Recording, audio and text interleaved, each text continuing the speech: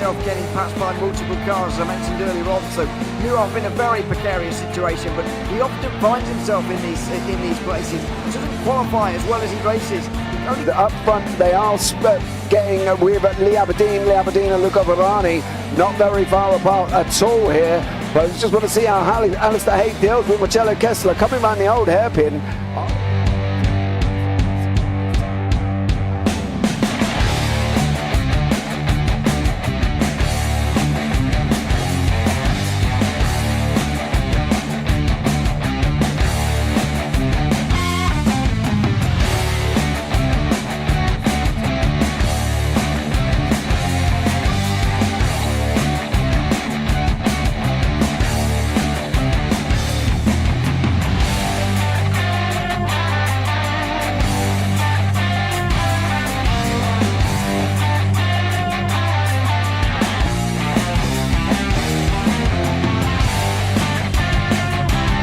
I would say it's not the best decision they've ever made, just not having done that under the safety car, really. Yeah, they're taking their pit stop strategies from Ferrari lately or something. What's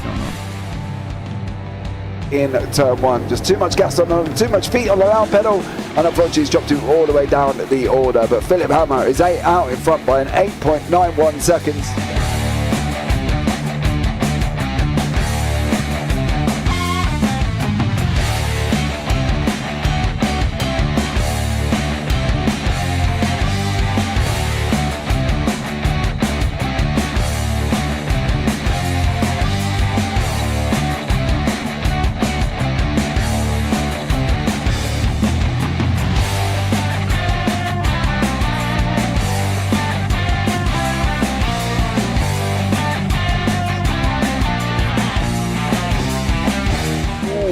Dan Michael is a wall there, sir. And definitely doesn't want to be hitting that earlier on as well. Difficult, the understeer is in the dirty air through that final corner because it's such a long corner and you get dragged off into the grass very easily. He'll have the slipstream down in towards the chicane. Peterson was briefly alongside, but that slipstream has saved him and kept him in third. Yeah, Varani now lost a little bit of time to Aberdeen, about half a second. Peterson is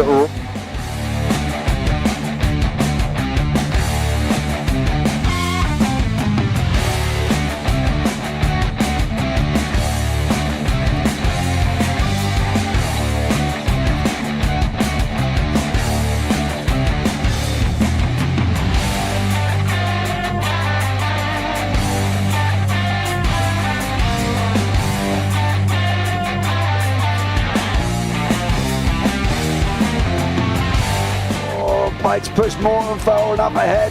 He's got out of line. Is now Pike going to have a go at Werrell? Don't push him off. He's in the championship fight. Jack Werrell chasing down Carl Jacklin. Further down, Rob Williams and Chris Barnes. Sensational run outside line now though for the heavy braking zone. Around the outside goes the Audi R8. Look how much Miller's come back into play. Exactly. Miller's still such up. He's left on second and change. All of a sudden, Miller's back in play.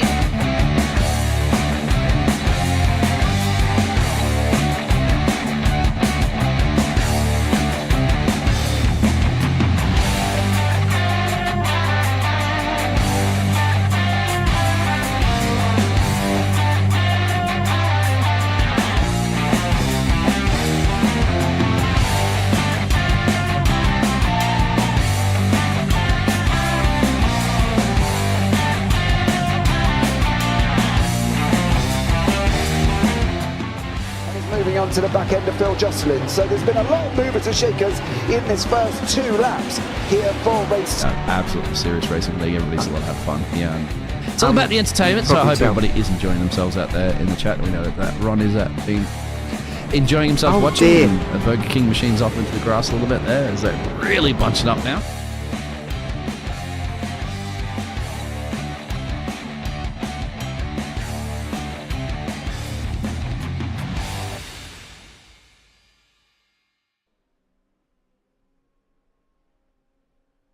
Hello everybody and welcome to the Autobahn Sportscar Challenge for the first round of Season 14, and for the 10th season in a row It's starting our season at Daytona. Feels a little bit like January, doesn't it? But without 24 hours of racing, we've just got the 1 hour here tonight for round 1 of the championship. That's going to stretch all the way into 2025, of course, where we have our final race at Road Atlanta on the 7th of April. There's a long season ahead of us, 14 rounds of 1 hour races to come, starting here in the sort of late evening, I should say, and early darkness period here at Daytona. We're ready to go for another new season. As far as the changes go from the last, we've got GTP, LMP2, GTD and GTD AM again, but there are 3 new GT3s to put into the fray, with the Corvette C6R, the Ford Mustang and the McLaren 720S all available alongside the Audi, Ferrari, Mercedes, Porsche and Lamborghini and BMW from previous seasons, along with the 4 GTPs and the Dallara LMP2 as well. It's a packed field, and all of the 40 drivers or thereabouts have just about qualified right now. The overall pole position time seems to have been set by Pat Pelchat, who is on at 1:30.8, and that seems to be the fastest time through qualifying, although it's not quite over just yet. It's myself, Ian O'Leary, and James Parfitt alongside me. Looking forward to a new season, James, at 14 races of 1 hour in length. Classic sports car racing, and there's very few classic sports car tracks that are better to kick off a season than this one here at Daytona. Open up the season, you might as well do it at D24, right? Let's be real about it. Daytona road course, everybody knows it, everyone's driven it, everybody's been round here. There shouldn't be any excuses for anyone who turns around and says, I've only just bought the track. No, you haven't. You must have had this track for absolutely ages. Pretty much most of the sim racing world has had this track for a while and has driven this track. Even me as a commentator, I've driven this track. Mind you, I put an LMP2 into the wall at the chicane, but I drove it and there as well. So I'm really looking forward to this. I think this is going to be an absolutely amazing race. Great mix of cars. It's interesting in the AMs and the pros in the GTDs. They are literally not very far apart from each other. So look out for a very cross-class battle on that one, because I think that's going to be a really interesting one. We talk about the LMP2s. They're the class that are stuck in the middle, right? They have to watch for the GTPs coming past, and then they have to make way for the overtake the GTDs and GTD AMs. So they're that middle class where you've got to have your head on a bit of a swivel. You've got to be a bit of an owl in the LMP2. Unfortunately, but I'm sure these guys will be able to manage it. And of course, let's not forget, we're on season 14 of this series as well. Season 14, that's a long time if they're running for as long as the calendar is running, as you say, right through to next year, of course. There is one race after Road Atlanta, but that's the All-Star race at Fuji without the chicane at the bottom of turn 10, I think it is, as well, which is going to be a completely different makeup of format. So it's going to be really interesting. I think this could be a good chance and a good way to showcase everybody in this series and really show us what they've got here at Daytona. Yeah, I purposely didn't include the All-Star race. I do feel it's just a little bit different, isn't it? But I take your point. We do have that All-Star race at the end as well, which we're looking forward to. Also, the endurance rounds, which we're looking forward to as well. More to come on that a little bit later, because I think the first round's in November, isn't it? So we've got a little bit of time to talk about that a little bit later on a later date. But plenty of opening rounds of the Sprint Series to come first of all. As I mentioned, we're starting here at Daytona. Watkins Glen will be the second round. These are in 2-week intervals, by the way, right the way to the 16th of December, where we'll be having a Christmas break for, I think that's 3 weeks off instead of the usual 2. Suzuka will be round 3. That'll be quite difficult for multi-class traffic. Spa and Red Bull Ring next for a bit of a European leg, followed by Mid-Ohio, to be even more difficult, I suppose, on traffic. Mugello, again, difficult on traffic, and that will take us to the Christmas break. Road America will be the first one on the return. Montreal after that. Belleau, Kota, Sebring, Mosport and Road Atlanta, the American final part to the season. It is a predominantly American schedule, but that's to be expected, really, with the Autobahn Sportscar Challenge. Plenty of the circuits that we've used in in the most amount of seasons in this championship are the American ones. For example, here at Daytona, that has been a feature on every season so far, as has Road America, the first one after the Christmas break this season. Mosport and Road Atlanta, 12 times, only having one missed season, so you get the picture. We'll be visiting there a lot. Let's have a look at the starting grid for the first race then, as we get ready to grid up for an hour. It's going to be Pat Pelchet, followed by Paul Gibson on the front row. Ryan Wasilewski and Dominic Durnenberg are on row 2 ahead of Adolfo Perez and Billy Smith II, who's got the second most all-time wins, by the way, in this series with 33. Vance Power is the final of the GTPs, with Robert Cast on pole for the LMP2s. Andrew Parker and Carter Kundinger are rounding out the top 10, with Robert Tinsley and Kevin Binkley on row 6. Row 7 will be Brandon Walker and Mo Islam, with Cadden Richardson and Leif Peterson rounding out row 8. Ross Booth is the fastest of the GT3s. The GTD class, that is. Young Park alongside him, with Michael Ross and Nicholas Davies rounding out the top 20. Patrick Fogel, 5th in class, followed by Ed Eisenring, who is on pole in AM. Bradley Haley and Parker Duim are next. And then we get into the real meat of the GTD field, and GTD AM indeed. Paul Schumberlach is in 25th ahead of Joshua Wolf. Miguel de Souza is 27th ahead of Mark Kudrowski. Christopher Pace and Shane Hunter ran at the top 30, with Morgan Smith just outside of that, with Tom Hammond, I should say, dear me. Dale Green is alongside Sheldon Rosenbaum on row 17, with Austin Diltz and Chris Sherburn on row 18. And is that it? No, we're still going. Sean Rees, Corby Kersey and Carsten Quint round out the grid.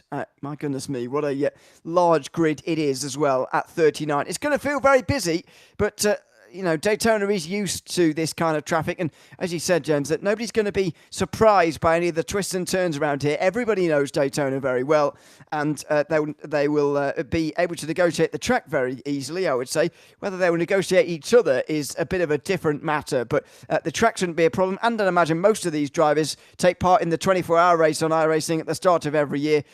So they'll even be familiar with traffic, not least the track layout, but the traffic and the way it interacts as well. Yeah, I think that's one of the things they've got to be physically aware of, isn't it? At the end of the day, you've got to make sure that you can manage that traffic, and it's not the most easiest thing to manage at times, but they've just got to make sure they can. And I think looking forward, it's going to be very interesting here once again. Obviously down the back end of the field, you can see obviously the GT3s. It's going to be quite interesting to see how they get on. We have got a little bit of a time before they get on to the grid. There is a 5-minute gridding period currently for these guys, so we're going to be waiting for all of these 39 drivers to get on to the grid and see how they get on. You've got to, sit back, relax, get your popcorn. Mr. Ryan O'Connor is in there as well. Go Solpecki, he's put on that one once again.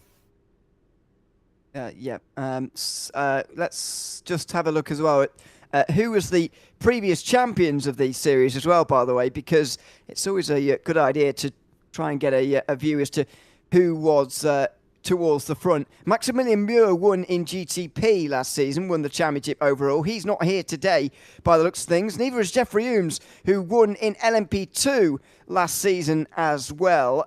But Ross Booth, the GTD champion, is returning, and he is on pole here as well as Ed Eisenring, who's the GTD AM champion. He's here and on pole as well here today. And by the way, a change of rules means that the GTD AM champion can return to the GTD AM field as long as they are eligible.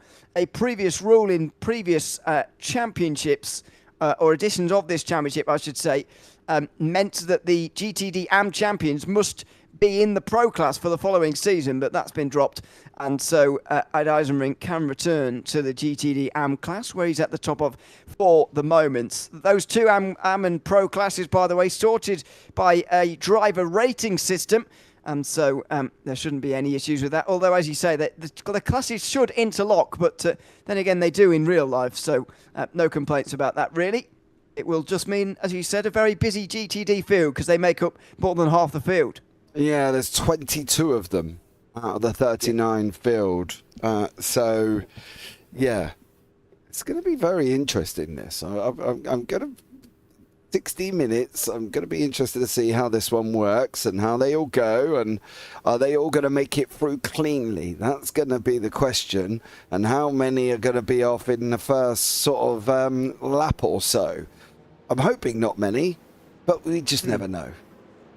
You do never know. There will be 2 starting groups here, by the way. The GTPs and LMP2s will be getting underway, kind of like old school IMSA. If you're watching IMSA, the Sportscar series, about 8 years ago or so, they used to have a split start, and that's kind of what we got going on here. The GTPs and LMP2s will race away. They're actually not that dissimilar on speed round here because of their top speed, which is actually relatively similar.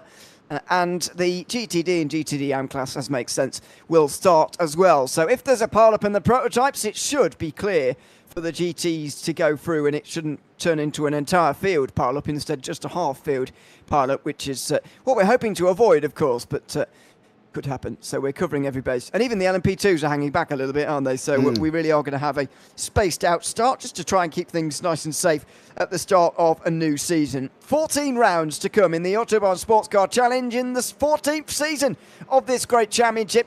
Hour-long races to come every 2 weeks from now until April. And it's Pat Pelchat who gets the season underway. The green flag waves at Daytona, and a new season of the Autobahn Sportscar Challenge is underway in anger as the 2 Accuras from the front row get off to a good start. Pat Pelchat leads Paul Gibson, followed by Ryan Wasilewski, who is third, then Dominic Turnenberg in fourth position. It's a single file start for the GTPs, and a good jump as well for Robert Cast, who's gotten away well at the lead of LMP2 as well. Yeah, Robert Cass making a break in that LMP2 field. He's got out in front. He's about half a second up. In the GTDs at the moment, Ross Booth is going to lead us away. Young Parker, Michael Ross sitting in second in the pros. In the AMs, Ed Eisenring with Parker Durham, Joshua Wolf, Miguel de Sosa and Patrick Smuglack are also within that top 4 as well. So great little battles going on. Paul, however, is going to be in a little bit of a position at the moment. He's a pro mixed amongst the so that's going to be an interesting one to see how he comes through the field. But Pat Pelchat at the moment breaking away as well, Mr. O'Leary. He's got literally about a second already gap over the guys behind him, and that's going to be an interesting one.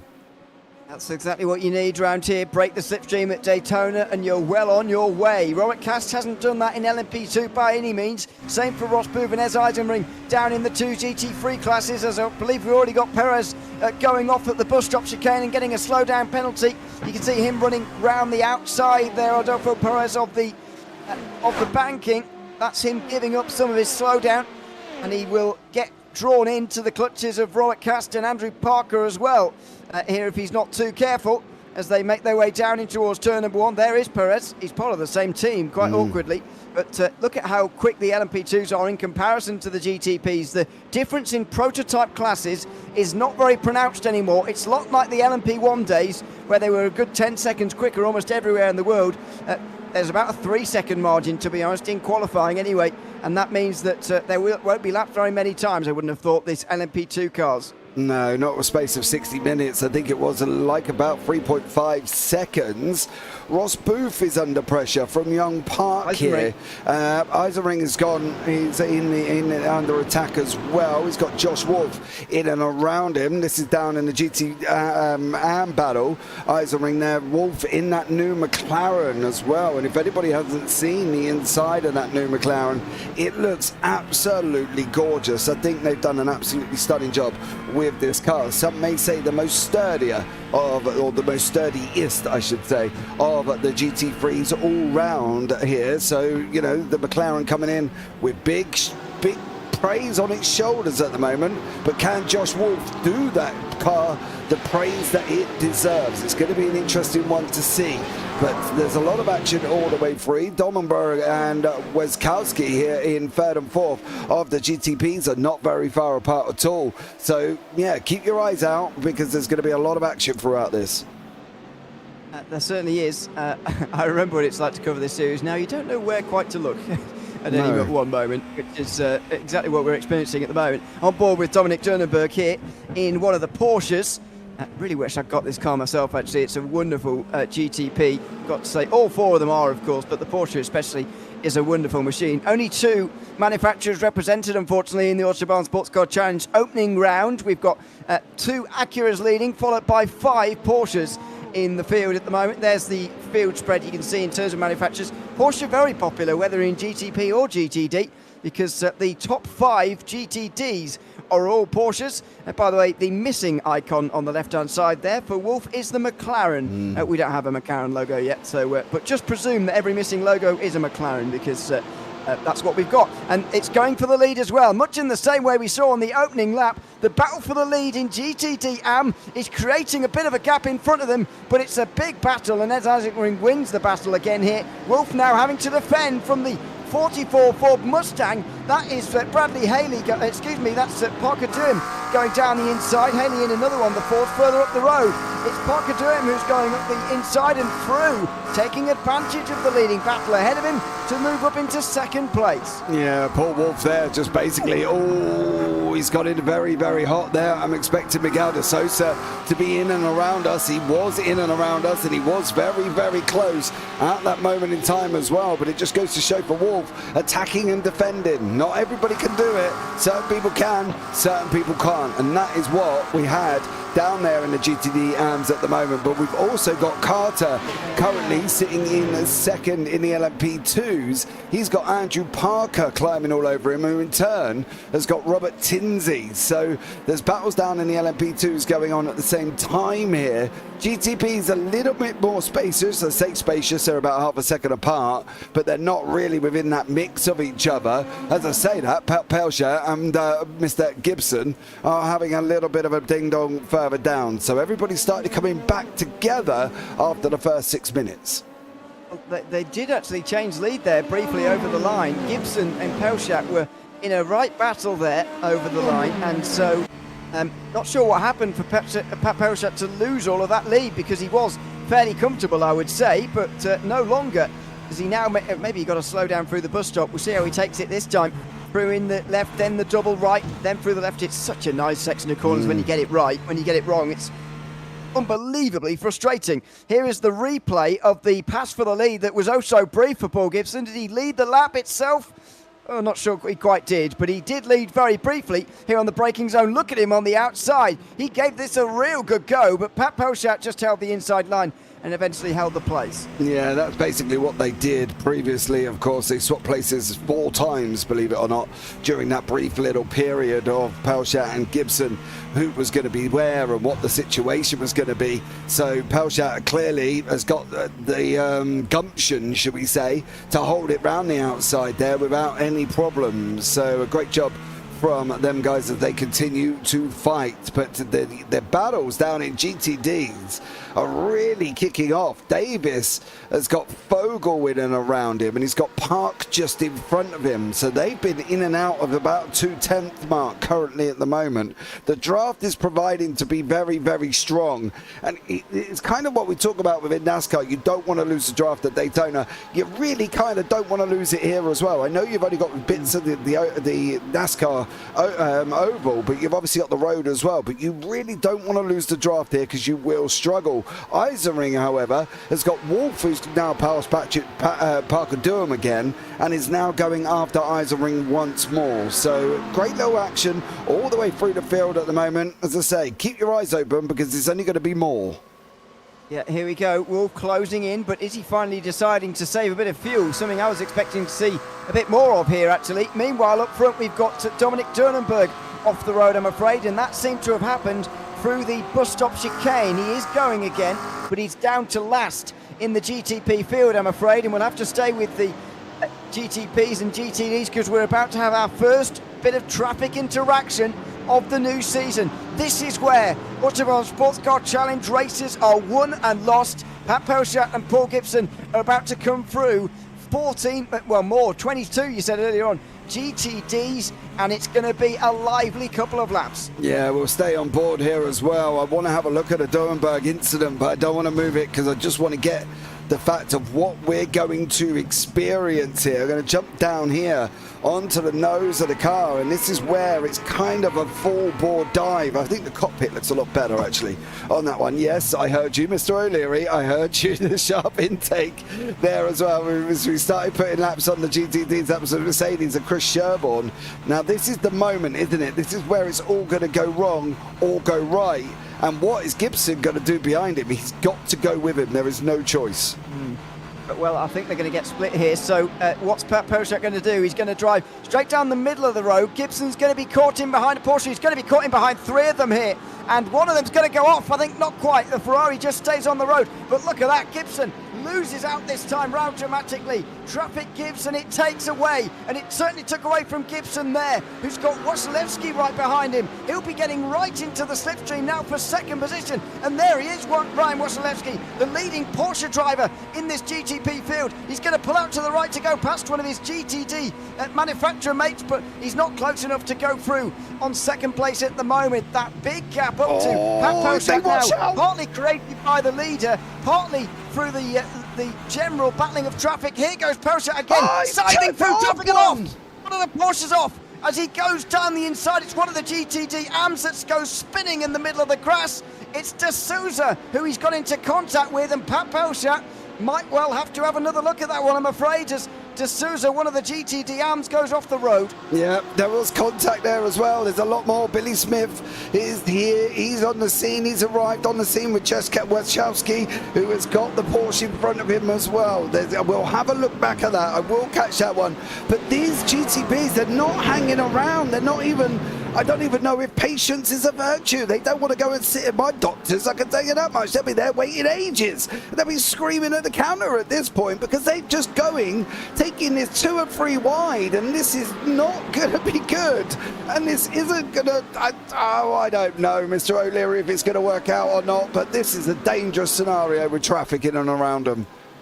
And Billy Smith in second should get this with the inside of the bus stop, and does. Brian Wasilewski doesn't stand a chance around the outside there at the bus stop. It's a very difficult thing to do as traffic comes to an end for the first time. Pat Poshak has had his 2 laps of madness, and look at the time he's gained, more than 2 seconds that time round.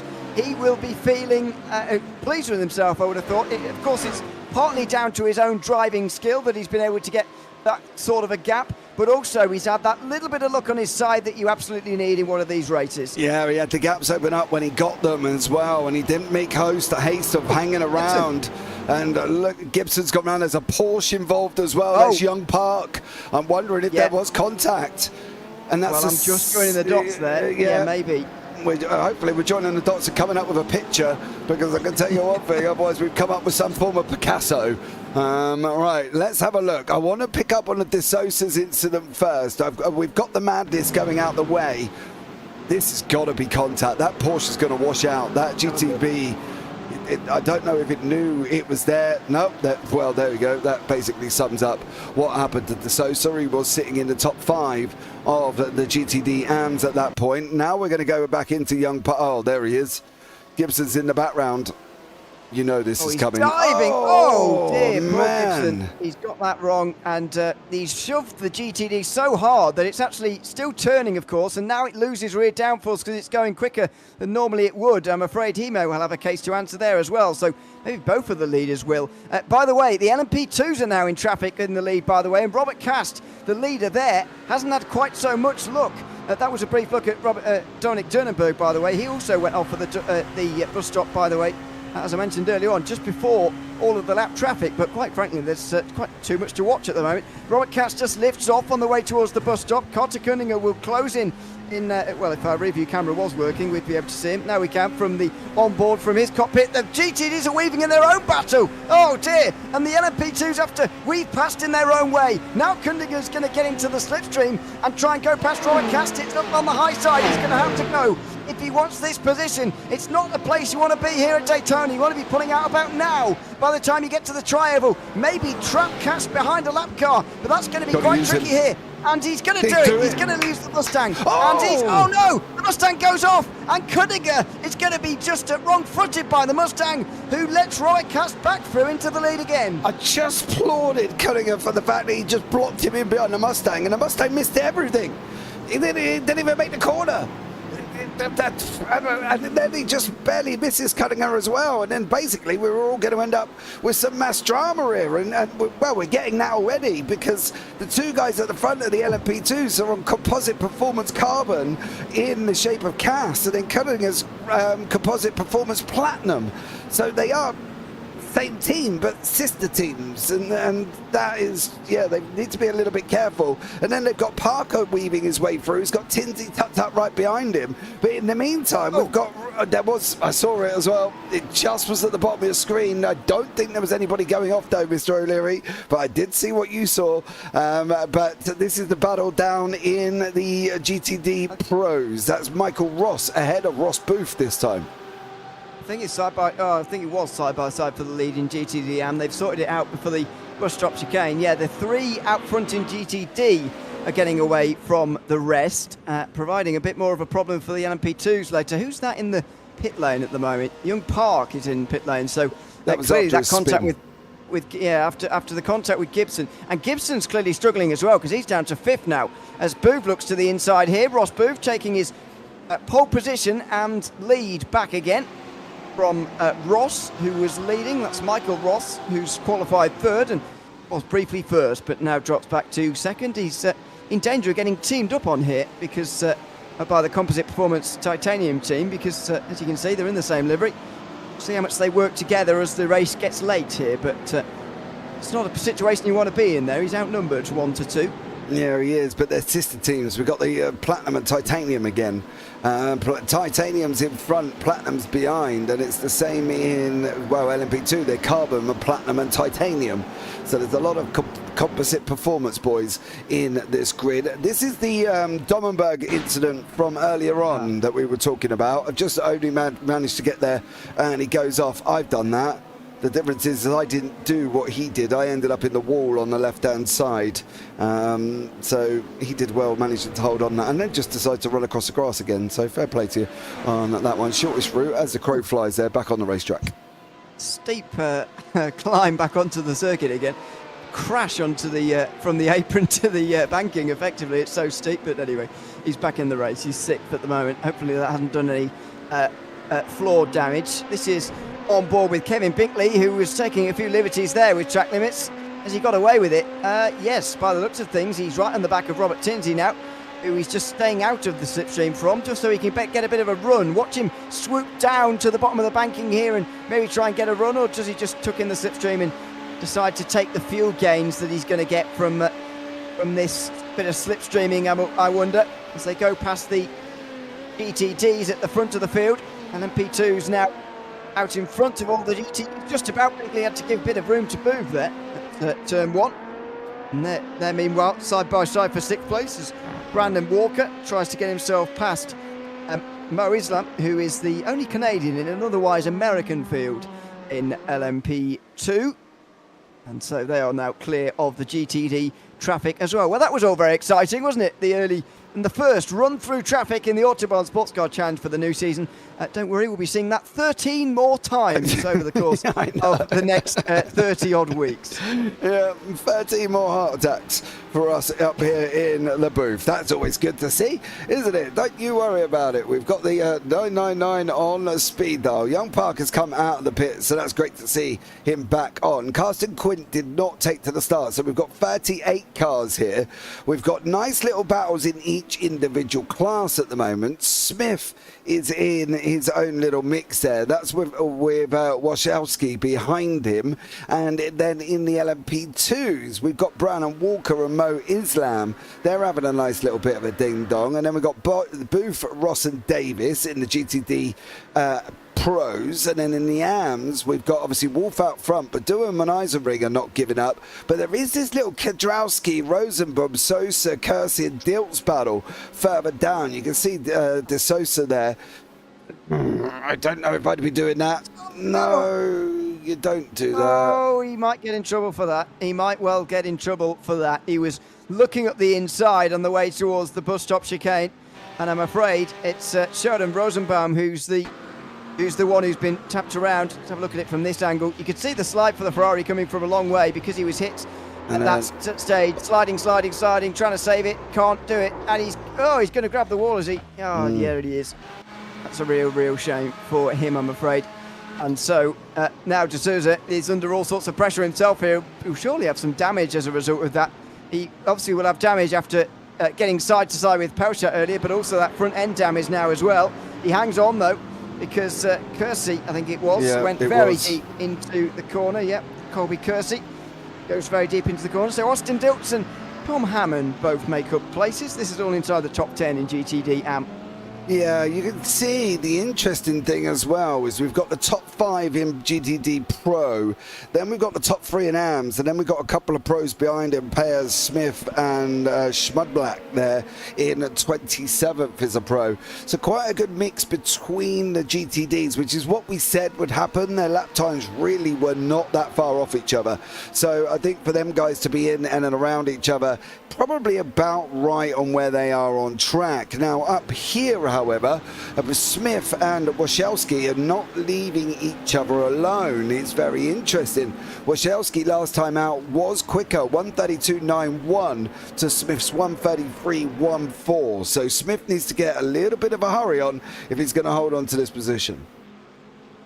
I'm going to have to check after this race how we properly pronounce Ryan Wasilewski's name, because I seem to remember getting tripped up by that. Wasilewski, I was going. I'll check with him afterwards. And by the way, if one of the drivers are listening to this after the fact and we've been pronouncing your name wrong, then feel free to at James Parfitt. Stitch. No, actually. I've just sold him under the bus. No, actually do that. But do message one of us, and we'll get it right next time, if indeed we're not at the moment. Up high on the banking for Wasilewski, and down again to try and get the maximum possible run on the way towards turn 1. Billy Smith, the second, just pulls out the way here and seems more than happy to let his fellow Porsche driver go through on the inside and through into second. I'll tell you who's right behind him. Adolfo Perez has made some great progress after a slowdown on the opening or second lap of this race. Suddenly up to 4th position, and he's lurking for a podium place here as well. Yeah, 1.2 seconds quicker than Smith the last time out. So I don't know if Smith had a little bit of an issue or lost it or slid somewhere throughout the lap, but he got that lap well wrong. Completely wrong, and Perez has brought himself into it, so fair play for Adolfo Perez as well. He's now in that GTP battle. We would talk about Pat Pelchat, but he is out in front by absolutely country mile, and making light work of the traffic again. Yeah. So second time round, a bit more spaced out, so it won't be quite as lively as the first time, but it will be in the battle, so we'll be sure to keep an eye on that. We haven't spoken too much about the pit stops, by the way, that will come in this race. The fuel limit for each class is 80% for the GTPs. They can normally go about an hour these days. 90% for the LMP2s that can normally go only about 40 minutes or so, 45 minutes. So they have a pretty tight window. And 67% for the GTDs, which can also do an hour, maybe a bit less round here. But expect to see all of the pit stops done with about 15 minutes remaining. As we can see, though, we're not even halfway yet, so any scheduled pit stops are probably going to have to wait a little bit. It's okay. You said where I was going with that, right? Pelchat's on the outside of a car, and it's a Mustang, mind you, that will naturally want to wash out, and he's just got to be so careful. I do get the flashing, but... bro, you are the fastest. Maybe they're just saying I'm here. Recognise me, rather than move. You know what I mean? Yeah. Which is what we generally see. That's what it is. Oh yes, let's give him the benefit of the doubt, just in case it's not. We don't want to get ourselves in trouble on round 1, do we? Let's be real about it. Yeah, especially in the dark. I think the flashing of the lights can actually be quite effective to say I'm here, rather than move out the way, because these drivers all recognise that this is part of multi-class racing, and actually having to make the overtake will be part of the racing, as we've already seen today. But actually in the darkness, I think it could be quite effective to flash the light. In the light doesn't really make much difference because the lights don't make much of an imprint on the road, but I think in the darkness, or relative darkness you get here at Daytona, might make just a little bit of a difference. I'm not entirely sure. Of course, Pat Pelchat racing for the Solpec Precision team, who are who were the team. Ryan O'Connor was cheering on in chat just before this race got underway.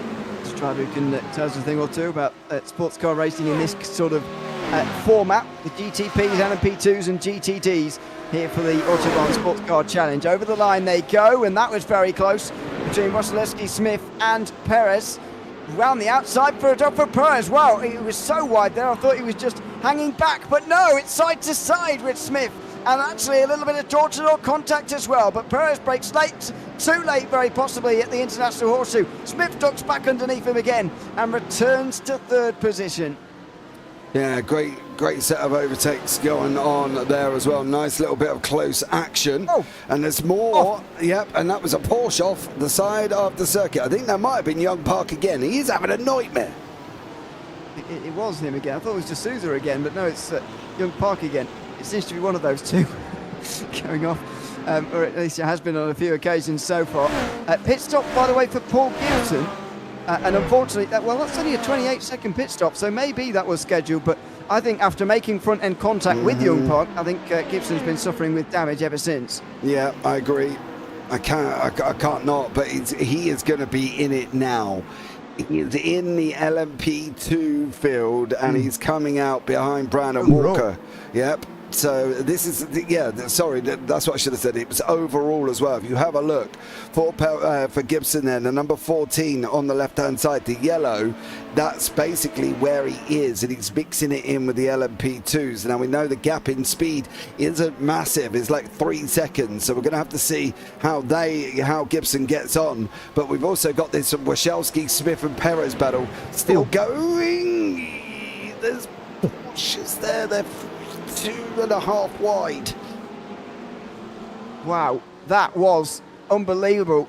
Down the inside from Wasilewski, and Billy Smith's going to get back down the inside here using the traffic, and Dunneberg will just Perez will just let him back in again there, Wasilewski, which is nice, but that was very, very close. I can't believe he got it stopped for turn 1, to be honest.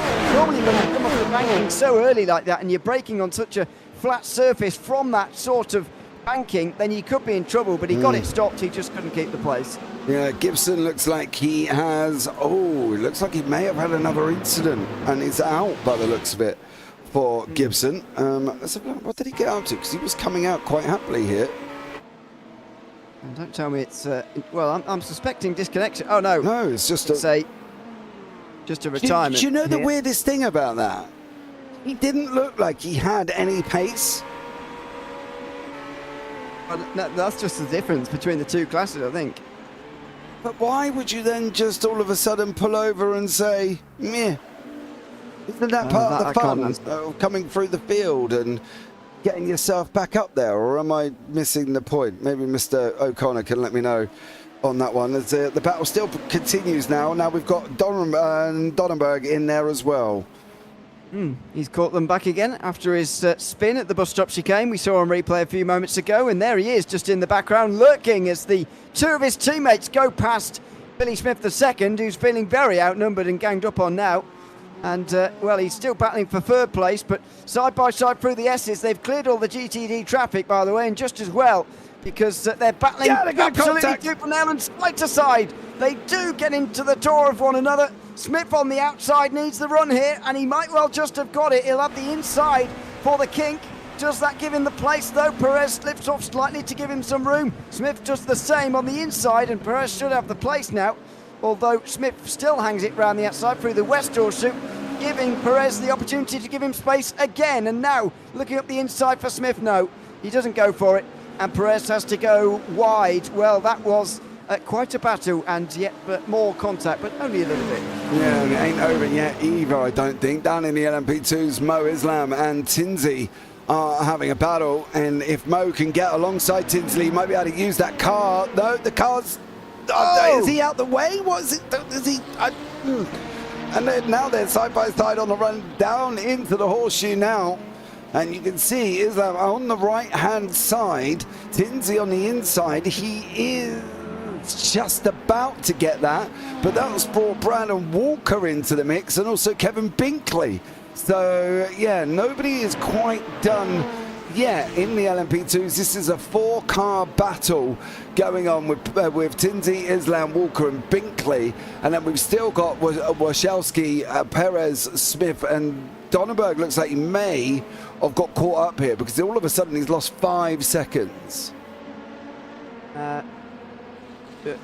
Is he? He's still showing us there on my screen. Oh, no. There he is. Oh. He is there, yeah.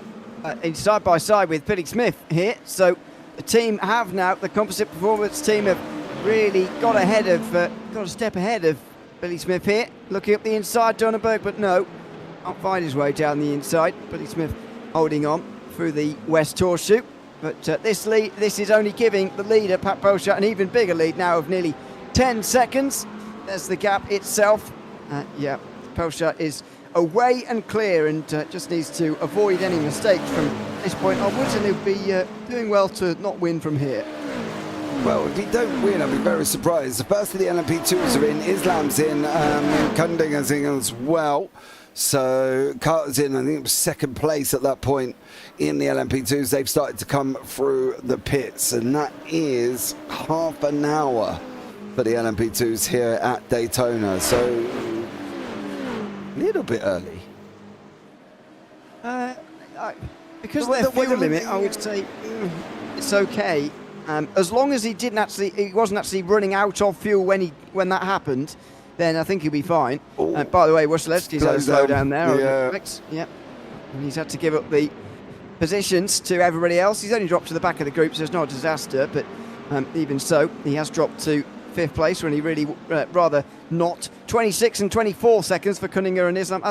As I say, as long as they weren't running out of fuel then they should be fine to make it to the end of the race. Yeah, well, let's hope that Kundinger and Islam are okay. Islam's a little bit further back, unfortunately. Michael Ross and Boot, well, they're that close, to be blatantly honest with you. I was going to say close together, but they were literally Booth. Oh, don't do that. That could have been very, very dangerous there from Booth on Ross, and that could have caused both of them an issue. What was dangerous? Did you not see him wash out to the outside and sort of almost throw a NASCAR block at him? Not really. But, okay. No, look, I've got glasses. Especially when Ross is sort of just pushing Booth like this. He's so confident, Ross Booth, that he's not going to be overtaken by Ross at this stage in the race. That actually, what he does is he's almost driving as if there's no one behind him. So, it doesn't really factor in that he might be doing something that would otherwise be viewed as a bit dangerous, because he knows he's not going to be overtaken. It's fine, but this is one of those unusual situations where you can almost do what you like here. A couple of pit stops, by the way, in LMP2 have come in again. Robert Tinsley and Cadden Richardson, and we also have the first in GTP. Adolfo Perez and Ryan Wasilewski, followed by Vance Bow as well. So the half of the 6 remaining GTPs are in. Yeah, and we've still got more in the LMP2s. Robert Tinsley, Caden Richardson are also into the pit lane. And as I say, that Caden Richardson is out of the pit lane. So is Tinsley there. So they're in and out. But Wasilewski, Perez and Bow are in there for the GTP. So pit cycle starting to come thick and fast. Christopher Perez is down here with Morgan Smith and Paul Schmudlack in that one. Shane Hunter is kind of driving around a little bit of no man's land, but this little battle here with Booth and Ross as well, getting very exciting. I'll be interested to see if Ross is going to sit there. Is he going to cover him off in the pit stop? Is he going to go in behind him, or is he going to try and use some of the extra fuel that he's got to maybe at least try and go an extra lap? But he's in the slowest class, so will it be beneficial? I don't know what he's going to do here. I would yeah, it's difficult to say. What he needs to do is have a short enough pit stop that actually he jumps Booth in the pit stops. That's by having a shorter stop rather than going a lap longer or less. I think that is safer, although there's a lot of traffic behind them. They might have been doing well to come in that last lap, but it's difficult to tell. With so many pitting around them, difficult to tell where the traffic's going to be, especially if you haven't got a spotter telling you. So could get quite tricky as the last of the GTPs come in. It really seems that the prototypes don't have much choice as to when they're going to come in. They can only just about do it on one stop.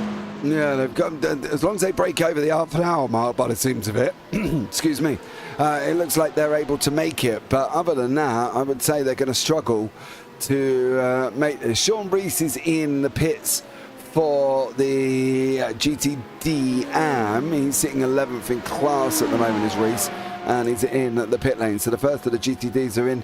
We've still got a couple of LMP2s. Robert Cast is still out there. Andrew Parker, Brandon Walker, Leif Peterson is still running as well. Neither of them have currently pitted. Ross Booth is in, and as per the answer to our question, Michael Ross is carried on. Yes, so a lap longer then, at least for Michael Ross, and a big lap to come as well, because not only is he going to need to be speedy, but also quick in the pit lane as well, as Perez and Turnenberg have come out very close to each other. They've all come out closer to Pat Pelchat, who clearly has taken a pretty conservative pit stop that last time round, and that's closed the gap to 7.8 seconds. Not that we're particularly worried about it coming down all the way, but change for second place, although the more things change, the more they stay the same, because the four of them are still together, just in a different order. Yeah, they are. They look like they were in and out pretty much. We had Smith and Donenberg coming together. Perez and Wachowski come in together on different laps, obviously one lap between the two of them. So, yeah, great. The fact that they've come out together is always good. For us, it keeps the battles going and it keeps the battles alive in the GTP class, so that's great to see. Cass now is going to be in it here. So that was Vance Boas just gone past him. He's leading the LMP2s, but he's not pitted with Andrew Parker. He could be in trouble from Kundinger there, who seems to be the lead LMP2 on track at the moment due to the fact that he has pitted as well. So we'll keep an eye on that one. I want to keep an eye on Michael Ross and see if he's going to go in this lap as well. Yep, certainly. So down the pit straight for Ross. No stop this time. Carries on. I find it hard to believe he's managed to squeeze out 2 extra laps, but this is possible. Down the turn 1 he goes, whereas Booth come out, I wonder, in relation to everybody else. Ross Booth is right down towards the back, so Patrick Fogel and Bradley Haley will be able to give us a good impression here as to if Ross Booth did anything that was a bit slower than normal, but we'd expect Booth to be well ahead of both of them. Don't forget, it's a very long pit lane these days at Daytona. Yeah, but both of them are getting serviced now. Average round about, if we're going off Booth's time, in about 19 seconds. Nobody is moving at the moment. The mixture of the GT3s that are in, I'll give you an overall, you see them all at the bottom. There's about 5 or 6 of them in the pits at the moment. Fogel is on his way out now, and Booth has got past him. Fogel's still in that pit lane as such, with the entry being on the exit of turn 1. Not that some would say not the most sensible place to put it, but that's where it is, unfortunately. Not really a lot of other places to go on that one. So Fogel's come out in conjunction with Booth round about 12 seconds. Yeah, so that's to be expected. Booth didn't do anything particularly slow in that pit stop, so that's a good thing. So 23 minutes to go as we look at the order as an overall standing. Pat Pelchat still leading overall, although he's being caught by Perez now. Robert Cass still leading in LMP2, but being caught by Carter Kundinger now as well, who's 8th overall in this race. Kundinger has been in this series for a very long time, that's for sure. A prolific driver in this series. Looking for an LMP2 victory as now Michael Ross slides to a stop. He very nearly missed his pit box there, but this is the huge stop in GTD. Yeah, this is the one. And Booth, is still coming round the NASCAR bend on the right-hand side, or coming out of turn 3 of the oval section. Ross is on his way out, but how close out are they going to get? There is Ross. There is Booth. And still not going to count my chickens, just the fact that we know how long that exit is here as well. And at the moment, going to be nearly side by, it's going to be Booth, but by how much is bit more. The gap's a bit bigger. And so the pit stop times were basically the same. They were so similar, these two. However, I'm going to guess that on pure speed, Booth was just a little bit quicker. Now Michael Ross is even chasing to hold on to the slipstream. Yeah, Wolf has got Isering in the pit lane, and that's in the GTD AM class. Wolf and Isering there. Wolf is out in front. He's got about, I'm going to say 3 seconds, but that's just average as they've come out of the pit lane. So we'll have to give it a little bit of a minute just to settle back down. But Rossum, about 1.5 seconds for the Booth and Ross situation. Islam is there, cutting us further up the road by 11 seconds. So Islam is in the mix with Parker, and it's Robert Cass did come out, but he only come out in front by 2.3 seconds. So that was a very close in the LMP2s as well. Yeah, it certainly was. Robert Cast is making good progress, though, so far. Carter Cunningham, by the way, has finished on the podium 34 times in this series. He is a very prolific finisher indeed in this series. Robert Cast has stood on the top step before, certainly knows how it's done. He's been there 3 times now. And so we'd like to make it 4 if you can just hang on for the next 20 minutes. Pat Poshat, by the way, in terms of just going through some statistics while you were talking there for a moment. Pat Poshat has only done, this is his 7th race in the Autobahn Sportscar Challenge. He's never done a full season, but he's getting off to the perfect possible start here, if indeed he can hang on. But the more I say that, the more his lead seems to come down. It's now 5.2 seconds to Perez, who is catching him. Yeah, but I don't know if is there a difference in... No, pit lane time, Poshat was about 7/10 longer. I don't know if Perez is just getting the run of the green and Poshat's catching everybody in the wrong point, maybe, that's brought the gap down. Or maybe Poshat thought, well, I've got this big bunch of lead, we've only got 19 minutes to go, I'll take it a little bit easy, and not so eager as he was in the first half of overtaking. Yes, indeed. So, let's see. I'm just looking at in the maths on the previous lap. 1.3 seconds gained by Adolfo Perez. How long? Well, he's easily going to catch at that pace, but how quickly, or how often, I should say, can he go that quickly? As we look back to them now, they will have to come through the LMP2s here, which will be the big difference towards the end of this race. As I mentioned earlier, they should be lapped once, the LMP2s, as opposed to the GT3s getting lapped 4 times. It is a big difference, of course, but it is something to note. And there's the 3 wide. These are the kind of moments that the Autobahn Sports Car Challenge can really throw up. The 3 classes of car locked together here, going 3 wide around the banking. Perez gets through, and Durnenberg will now do the same. And good recovery it's been for him, by the way, to get onto the podium. Yeah, he's done a great job there. Poshat was half a second quicker than Perez on that last lap, so he's got the gap back out to 5.8. Donnenberg is in behind Perez now, tucked him right in front of him, so that could be an interesting one here in the GTPs. We've got Parker and Islam very close together. Ross and Booth are almost back together in the GTD Pro class. In fact, they are. There is Ross.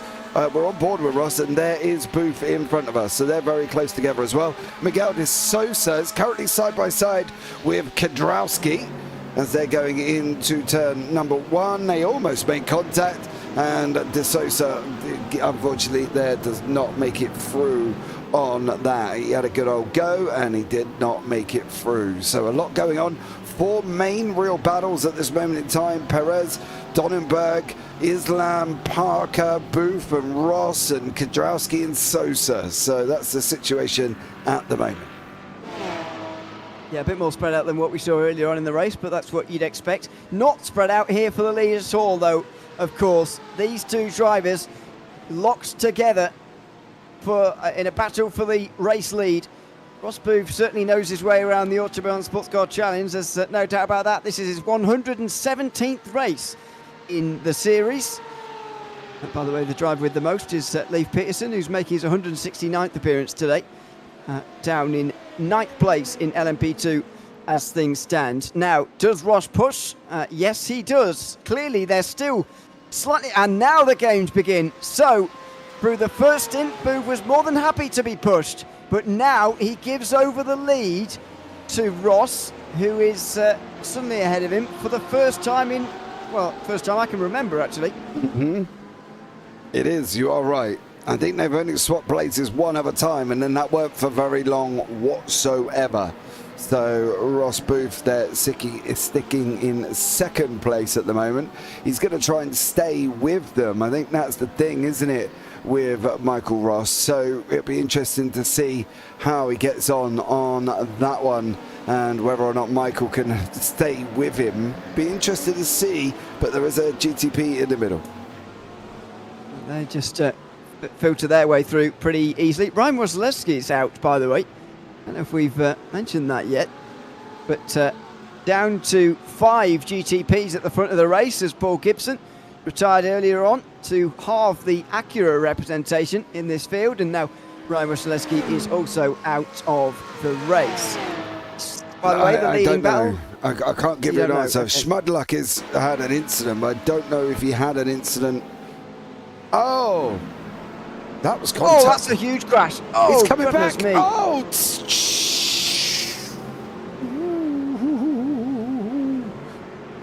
one of the Mustangs. I don't think it was Bradley Haley. It was it was Pies, was it? Well, that was extremely close. Not sure who he gets hit initially, but oh no, it's not Pies, is it? No, watch. He's ahead of this.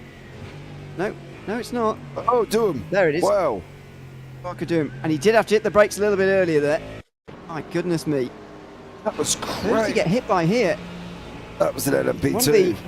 One of the LMP2s, and he... Oh, yeah. Just a slam on the brakes. Mm-hmm. It goes back to that thing that people do sometimes say when you see an accident in front of you. Drive towards it, because by the time you get there, it won't be there anymore. Well, on that occasion, I don't often agree with that thinking, but actually on that occasion, for Parker Doom, it did actually work. Doesn't that normally just work in NASCAR, though? Drive towards it because they're on the bank and then they're going to slide down. It's not a good...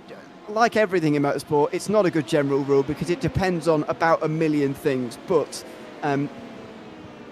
it depends what speed you're going. On that occasion, I mean, that effectively was NASCAR speed style racing, wasn't it? Because they were on the banking. So I don't know. But people say it. But like every general rule in racing, it has lots of caveats and exceptions and is sometimes completely senseless. So I don't know. Sometimes people say that. It applied there anyway. Yeah, it did. Sean Rees has had an issue here, but I don't know what he's had. He's the only Lamborghini in the... Oh. Did he get hit? No, didn't he carry on? Get hit if he stays there too much longer. Yeah, it didn't go on. I cannot find any reason whatsoever why Wasilewski is out. I can't tell you. So unless he just Harry Pottered off the thing and disappeared. I'm thinking that he got 7/10 of the way through the lap before disappearing entirely. Unless he did what Gibson did and just pulled off the road, then I don't know. Don't have any answers on that one, I'm afraid. Battle for second, just behind this battle for third in LMP2. Look at that as Perez and Durnenberg go through on the inside. That's not going to help Parker at all on his quest to overtake Morris. I'm here for the podium places. It will keep Durnenberg closer, though, to Perez. He's continuing to hound his teammate now in this battle for second place as they continue to make hard work of these LMP2s who are very fast in a straight line these days. Yeah, as we said, there was only about 3 seconds between them, so not an overly massive speed difference is there really for Durnenberg here. He's just got to be aware of obviously the off-track situation because and the slowdown coming out the bus stop is quite horrendous if you do end up getting there. So he needs to just be a little bit careful on that one. But that is a nice little battle that they're having. And it's great to see that the teammates of the titanium and the carbon of the composite performance boys are still scrapping it out. No team orders clearly here. No, not for the moment. Which is good to see. Through the first corner they go, past one of the Mercedes in the field. Not many of those. It's either Austin Dilts or Chris Sherburn, couldn't tell you which, or Morgan Smith. There's a few in the GTE class, and they're all overtaking Mark Kabrowski now, who's off, I'm afraid, I think at turn 1. Or indeed further around the lap. I'm not entirely, I think it is further around the lap actually, excuse me, but he has dropped off the top 5, which is where he was. Coming down. He's now in 8th position, and oh, that was on his own by the looks of that, and he's hit the wall as well. Ouch. I'm wondering if there was a curb involved on this one. Watch his rear right on the. Left. Inside curb. Yeah. Wow. You don't see that very often. No, he bounced himself up and over he went for Kadralski. So unfortunately for him, he's going to be, pretty much done on this one, I think. But as I say, that Kadralski's still out there with every part of his car. So Durnenberg, he's going to be just held up by the Audi there, I'm afraid. And Perez is going to race away with the lead, or not the lead, excuse me, with second place there, 2 seconds ahead of Durnenberg. So we go back to this battle for the lead in GTD. GTD AM seems to be fairly settled for Joshua Wolf, who may well be on his way to his second ever victory in the Autobahn Sportscar Series in 67 attempts. It's he finally broke that winning record, I think last season, although I could be wrong on that, I'm not entirely sure. But he certainly won before, not very many times though, in proportion to his appearances. He is very experienced in this field and looks like he might be on his way to a win here at Daytona. Can Ross Booth, though, use all of those 117 races of experience to get through here on Michael Ross? I wonder. It's going to be a difficult pass for him if he's going to make it. It could be a run up towards the line between these two. yeah, it could be. We'll have to see how this one goes. They're going to be nestling in behind, and is Booth going to close right in on this battle at the moment? He is. The draft is probably not as effective as either of them thought. He seemed to get under 3 attempts and then it seems to move a little bit, but still not as rapid as I would have thought it would be round the NASCAR bends here. So maybe Booth, if he has chanced it to leave it late, I don't know if he shot himself in the foot or not, to be blatantly honest. So we'll have to keep an eye and see how he gets on. We will. There might be a bit of waiting for that lap to, that gap. Not that gap either. The battle, to resolve itself as we go on board with the Porsche. The buttons lighting up in the darkness. Surprisingly dark, actually, considering this race started at 8 p.m. in Sim, virtual standard time. To be the first race in the proper dark that we have, and should be only race maybe until the likes of Belle Isle and Road Atlanta later in the season. They'll start at 6 p.m, but they'll start at later time or less ideal times of year, so they might be played out under darkness. And even starting at 4 p.m. at the Red Bull Ring in the middle of November could be quite murky by the end of an hour, so we'll wait and see on that front. But in terms of proper darkness, this is your lot for the Autobahn Sports Car Challenge this season, starting in the dark and finishing in the dark to open out season 14. We've opened out the season here each of the last 10 seasons of the Autobahn Sports Car Challenge. Last time we didn't. Season 4 when, I believe it was at Suzuka, the opening round. It was indeed. Daytona did still feature later on at round number 4, but that was now a very, very long time ago indeed, as these two make their way up towards the line, and we'll go side by side this time around with 8 minutes to go. A photo finish if one were needed. Ross Booth may be trying out that run to the line for the last lap. Will I be ahead by the line or not? I wonder if he has his answer now. That's a risk. It's such a risk. We've seen it in other series with people waiting till the last lap, the last run on the straight, and they haven't made it. Yeah, that's a risky strategy to have from Booth. So be interested to see whether or not that was an almost a practice run for him, and whether or not he is going to be able to do it on the final lap, or is he sitting there thinking, I need to do it now into turn 7? No, not this time around. Ross just covers him off there. So Yeah, we'll see how these get on. Let these run through down to the bus stop before we look at the Parker-Islam battle going on in the LMP2s. Absolutely. On board we go with Ross Booth in the battle for first position, shifting up into 6th gear. So I'm not going to go for it into the bus stop, and so he stays right behind his fellow Porsche there and just making that absolutely clear. Now, is there going to be another sort of dry run here of the run towards the line, I wonder, for Ross and Booth? Quite confusing because it is Ross Booth, but it's Ross Booth versus Michael Ross, if you see what I mean. It's to get your hand around. Out of the bus stop chicane they go. He's not really making much ground, is he, out here? And maybe he is starting to consider that, yes, this is a bit of a risk, as Pat Belshack, by the way, just ahead of them goes over the line. We might well have 5 laps remaining, plenty of time left for these two drivers to sort this out, but it's going to have to happen somewhere else than the run towards the line, which is what you normally get at Daytona. It's going to be something different this time, maybe. Yeah, I did say it looked like if you're not within 3 tenths or 2.5 tenths, you don't really get that much of a pull on the draft. And I am surprised, considering, for instance, I've watched MX5 races here and I've seen 4 over the line at the finishing because the draft is that strong, but in a GT3 it really doesn't seem to be, which is quite surprising in conjunction to where you would have thought that they would be. But it is what it is. We'll have a run here. If Booth can stay within that 2/10 mark, we might see a little bit of an effort going into the bus stop. But as I say, that he comes out of it, you need to get in it and give us a rough idea of what we're looking at. Yeah, 1.8, 1.6, 1.5, 1.4. So the draft within 2 tenths seems to be a lot more than it is coming outside of that. Well, I think the problem so far has been that Booth hasn't had a good enough run out the bus stop chicane, and if his runs aren't good enough out the bus stop chicane, then he's going to have to figure out a different way of doing this, because there's his run again now, 3 tenths of a second. This is a bit more likely as some lap traffic goes through here. By the way, there's a lot more of that to come in the final 5 minutes here as Pat Belshack goes over the line for 4 laps remaining in this race, and these two should go over the line for 4 more here as well.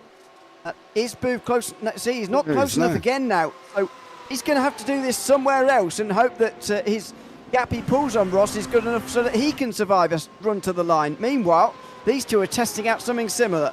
Yeah, well, the problem is for for Booth, sorry, is he can't stay with him through the bus stop. He loses about 1.5 tenths and comes out on 3, where Islam and Parker, this is the final podium spot in the LMP2s, of course, 4:14 on the clock. The GTP of Pat Belshack is going round now, turn 8, onto the NASCAR run down before you get into the bus stop again. So we're going to have probably about another 3, maybe 4 laps here. So Islam's got to hold off Parker again for another period of time that he could probably really do without if he could, especially with the fact that there's traffic in the mix as well. Although staying out the way on that occasion. That was very well done. I'll give the Lamborghini props on that one. Well done to you. You love a lap driver getting out the way. I do. I run by Formula 1 rules. Move. It's not complicated. Well, it's. I know it's a different system. Something he can afford to do is what I was going to say, because he's 40 seconds ahead of Dale Green. So actually, it doesn't really matter what he does here, whether he gets in the way or not. He's still going to finish where he is. I would have thought, with a 10-second gap up to Chris Sherburne as well, who's just about made the top 10.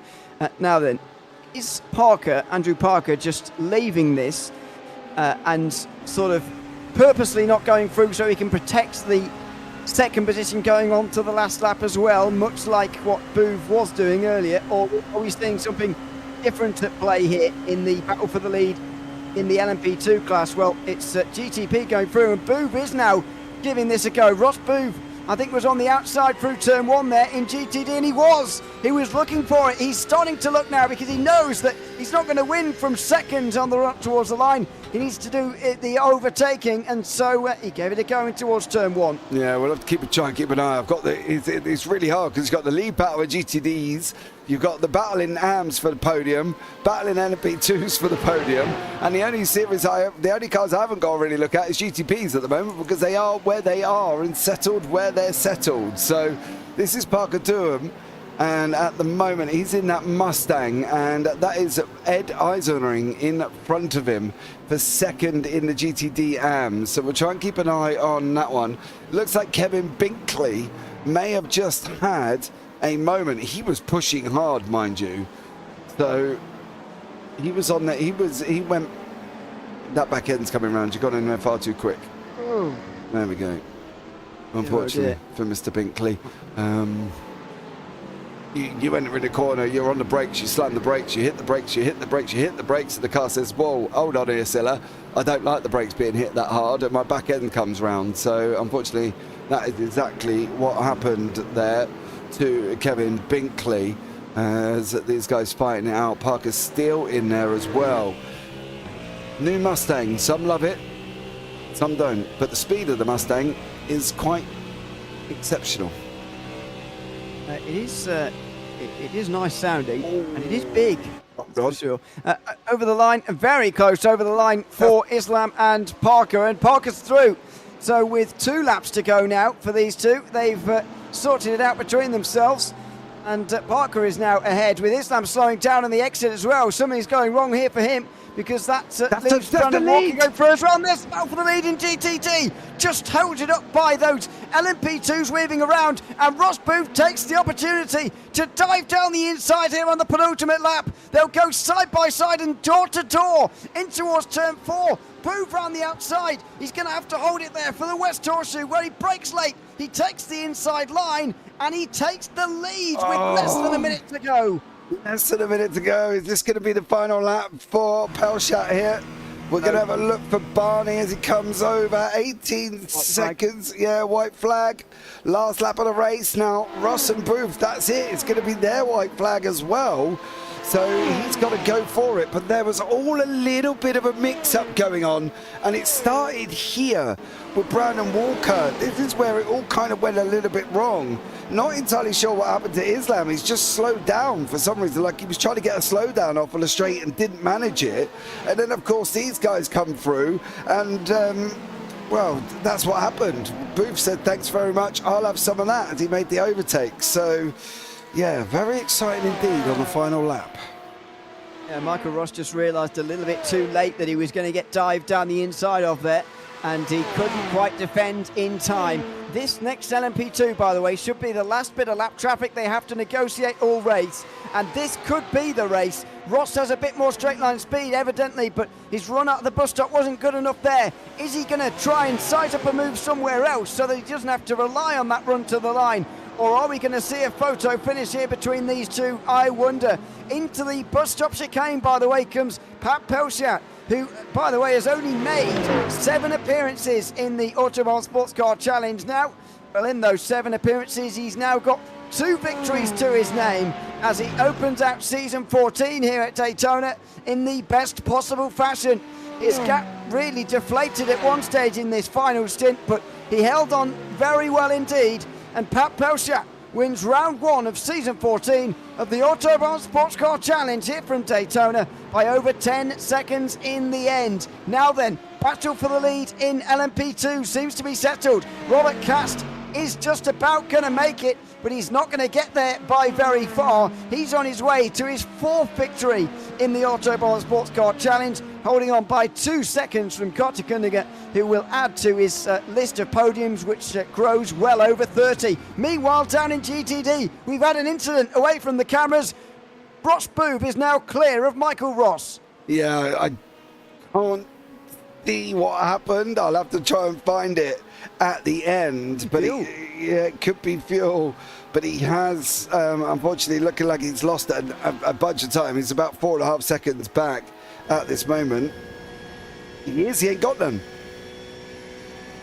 Well, he could use a 6th gear if he's out of fuel, but Anyway, he's in 5th for the moment. It's chugging. Oh, it's spluttering. It's spluttering. Oh, Michael Ross has gone a lap short on fuel. So all of that Davis is coming. messing around for the position doesn't matter. Nicholas Davis is going to get second, is he? He's going to be pushed here by one of the other Porsches, but not before Davis still sticking. Michael Ross is going to finish third, all behind Ross Booth, who wins the race in GTD in the most dramatic circumstances. It's his 27th win in 117 races, and meanwhile Joshua Wolf, it's taken him 67 races to get to his second race victory. He'll be delighted to be the first winner in GTD AM for season 14. And what did he do it in? He did it in the brand new McLaren as well, so a great job. Yeah, first McLaren win here as well, and only the second win for Joshua Wolf. So fair play to him on that one, and a great job. These drivers are slow, especially Parker. Phil, we'll leave you with that one. I think he's joking. Gran Checo Perez and a lot of other Spanish that I can't pronounce. So thanks so much for joining us on that one. But that was a great race, and if that's what it's like for round one, imagine what it's going to be like for the rest of the season. Yeah, looking forward to the rest of the season indeed. But I should clarify, by the way, first McLaren 720S win. I don't know whether the 12C ever took a win in this series, but certainly for the 720S, it's the first victory. Pat Pelchat wins overall, though, in the Acura GTP, the only one to get to the end, as Adolfo Perez finished in second. It was Dominic Dunneberg joining them on the podium, Billy Smith the second, and Vance Bauer running out the 5 GTPs that finished. Robert Cast finished first in LMP2, just ahead of Carter Gunninger by a couple of seconds. Andrew Parker rounding out the podium there. Brandon Walker just missed out, and Moisam's late slowdown there dropped him to 5th, ahead of Robert Tinsey, who was, by the way, the series winner in the last series we didn't start at Daytona. That was a very long time ago now, though. Kevin Binkley with that late spin drops to 7th, ahead of Caden Richardson and Leif Peterson, who finishes yet another Autobahn Sportscar Challenge race. In GTD, Ross Booth wins from Nicholas Davis. Michael Ross running out of fuel in the last lap really cost him there. Bradley Haley finishes 4th, ahead of Joshua Wolf, the winner in GTD. And Patrick Fogel finishes 20th overall and 5th in class, with Parker Durham and Ed Eisenring joining Wolf on the GTD AM podium. Christopher Pye is 23rd, ahead of Miguel de Souza, who recovered well from that early incident with Pat Pelchat. Morgan Smith, in one of the few Mercedes, finished 25th, ahead of Austin Diltz. Shane Hunter, Tom Hammond, Mark Kowalski and Chris Sherburn ran at the top 30, with Young Park having many issues, finishing 31st. Sean Priest finished in 32nd, ahead of Dale Green, and then those that didn't finish at all. Dale Green was a few laps down, but he did finish. Ryan Wasilewski, though, was quite a few laps down. So was Sheldon Rosenbaum, Paul Schmudlak, Paul Gibson, Colby Kersey and Carson Quint didn't start. Well, that was a very good start to the season indeed. Let's chat to the driver who's had the best of the good starts to the season, and that's Patrick Pelchat, who joins us now. Welcome, Pat. Good to have you with us. And congratulations on the win. 10 seconds, the gap at the line, but it did come down as low as 5 in that last stint. Was there ever a moment where you were concerned about your lead? To be honest, not really. So, when I saw that I could easily build fairly easily build a gap, I just build it to anything between like 5 to 10 seconds is a comfortable lead. Whenever you go through traffic, if you hit a bad bunch of traffic and a bad sequence, that's kind of a decent buffer. And then I was just managing my tires and fuel. So just getting a feel for the field of traffic that we're going to have this season, first race. So just getting a feel for it. Yeah, I believe you've never done a full series of this by, competing in every round of the Autobahn Sportscar Challenge throughout a season. What's the plan this season? Are you going to be with us throughout? And if so, where are you aiming to finish? Well, I'm going for the championship. That's for sure. I'm doing all the rounds. I don't see anything going in the way of that. I've been doing. I did the Autobahn a couple of years ago. I don't remember what season it was. I think we were racing the what was it? The HPD, something like that. Yeah, that was a while ago. That was a while ago. You're right. Good to have you back, though, in the GTPs. Is there anyone you'd like to give a shout out to before we let you go? Oh, my team. I mean, Saltback Precision Racing. Like, we have such a good group of people. We're gonna have a couple that are gonna join part time. Max Muir and Paul that joined us recently. We have such a strong group of people just building setups and just getting the cars dialed in. I wouldn't be able to do what I do at the level that I do without them. So big shout out to them. Well, congratulations on your victory on opening night tonight, and thanks for coming to chat to us as well. Well, thank you guys, and thanks for the broadcast. Thanks very much. Pat Poshat there, the winner overall, and of course the GTP winner tonight. In LMP2, Robert Cast held on for his fourth Autobahn win. Welcome, Robert. Good to have you with us. 2 seconds at the line. How nervous were you in those final few laps? It wasn't that bad. I was just hanging out, letting everybody do their racing. I was saving a little bit of fuel because I underfueled by mistake and just rode it out to the end. I'll tell you, you weren't the only one to underfuel, so that's not uncommon. Tell us a little bit about the traffic interaction. It's the first chance for everybody to truly get a sense of what it's going to be like this season. And I'm always surprised these days by just how close the GTP and LMP2 cars are. Does that make it awkward on circuit when they're lapping you towards the end of the race? Yeah, when we're on these high-speed tracks, they got a little bit more mile an hour over us, so they tend to get us in certain sections, and you kind of just got to play with it, lift a little, let them get around you. When you're coming up on GT3s and GTPs at the same time, it's just a mess, and you just kind of got to read ahead and hope it works out. Well, I'm glad it worked out for you today in LMP2. Is there anyone you'd like to give a shout out to before we let you go? Yeah, I'm going to shout out the whole composite team. Great group of guys over there, and they're just kicking butt out there this season. Let's go, boys. Congratulations, Robert. Thanks for coming to chat to us. You guys have a good one. Thanks very much. Robert Cass there, the winner of LMP2. In GTD, Ross Booth beat Michael Ross to the line and Nicholas Davis, who were also on the podium. And Ross joins us now. Welcome in, Ross, as well. Good to have you with us. That was a tense battle towards the end. Unfortunately, it feels like in the end it sort of didn't matter because Michael Ross was always going to run out of fuel anyway. However, while it lasted, it was a very fun battle. Just what were your thoughts and feelings throughout that final stint in the race and throughout the entire race, actually, where the two of you were barely more than a second apart ever?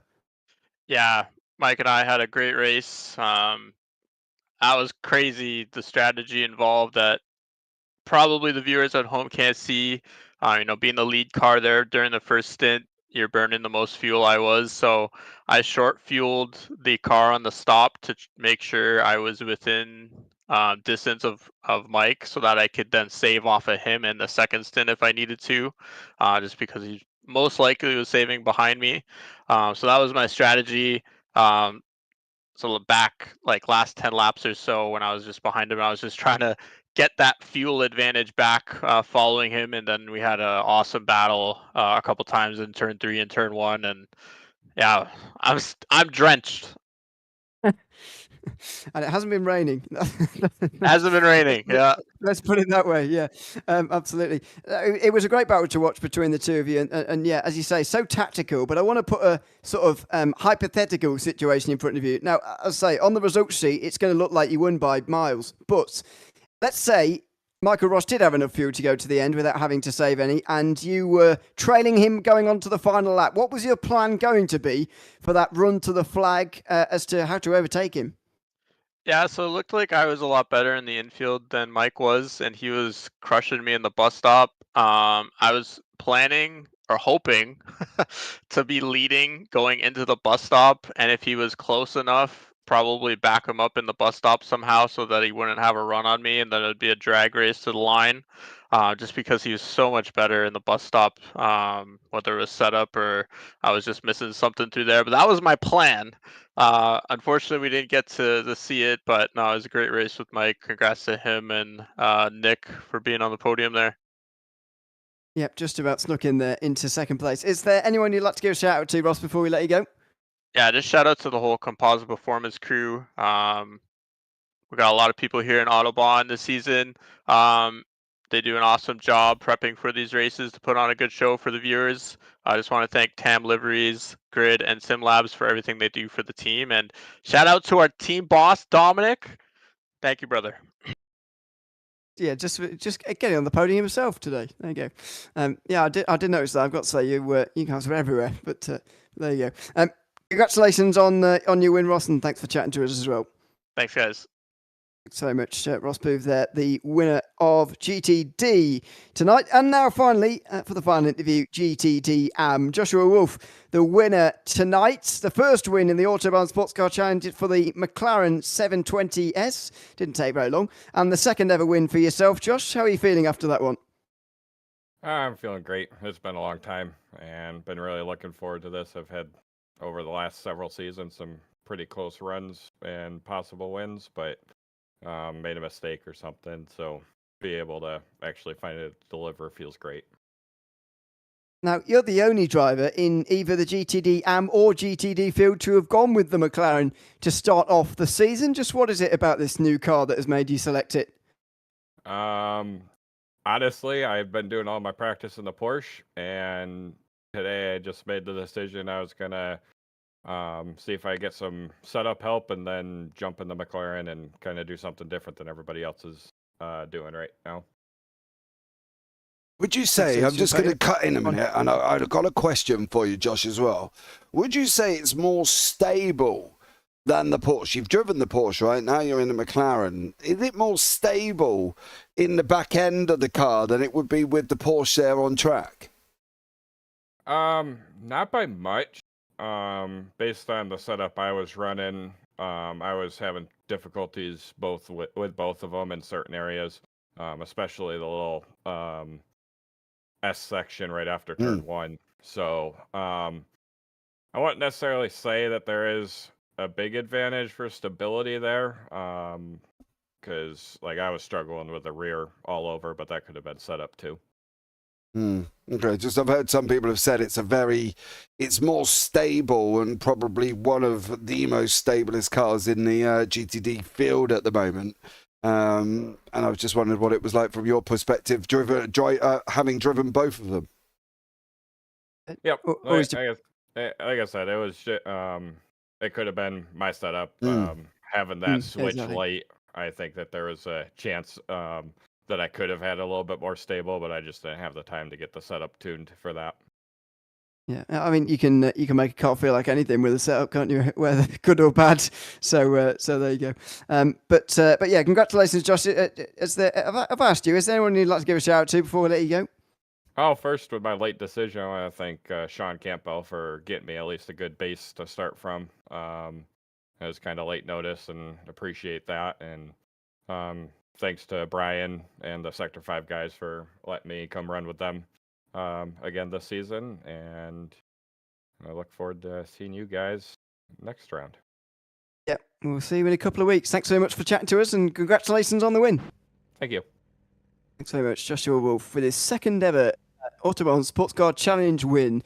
And as he admitted there, it's been a long time coming. He's raced 67 of these now, and he's just notching up his second win. So there you go. There's a chat with all four of the race winners, class winners. They were very efficient getting themselves into the interview room, by the way, which we're very thankful for, because sometimes it can be a bit of a pain as commentators. But anyway, nice to chat with them all at the end of the race. Good start to the season, though, gents. All in all, Daytona will always deliver that kind of thing. But looking forward to the rest of the season now, starting with Watkins Glen in 2 weeks' time. Yeah, Watkins Glen's going to be very interesting. Now, Pat Palshat talked about he was in a season of Autobahn before. Now, I've got him first showing in an appearance in season 9. So 5 seasons ago. Pat Palshat, yeah. It was season 9 there as well. And he had 1 win and 2 podiums. So there we go on that one. I think going forward, this season is going to be very, very entertaining, right? You know, you can see the dominance of the composite boys already. Others are going to need to get in and give each other a hand almost, because Composite took podiums in GTPs. They took all 3 in LMP2s. They took the top 2 in GTD Pros. And the only one they didn't get a podium in was GTD AMS. But I don't actually know if they've got a driver in GTD AMS, which they haven't. So that'd be the reason why. But they've taken podiums on all other classes this evening. So fair play to the Composite boys. They've literally just dominated the front row. But they're going to need to get some competition, I think. Yeah, we'll see. We'll see about that, of course, including a lockout in LMP2. So, we'll see the rest of the season how that goes. Of course, there is a Teams Championship along with the Drivers' Championship that we'll keep you abreast of all throughout the Autobahn Sportscar Challenges for the next 13 rounds. We'll have it all live on JPB YouTube channel as always. So, a big thanks to everyone who's tuned in is the last thing to say. Make sure you've subscribed if you're not already and you're new to the JPB YouTube channel. Check out some of the other broadcasts that go on throughout the week. There's plenty of racing to come before the next Autobahn Sportscar Challenge round. It comes from Watkins Glen on the 7th of October. Very much hope we'll see you then. But for now, from myself, Ian Leary and James Parfitt, it's goodbye for now, and we'll see you in 2 weeks' time.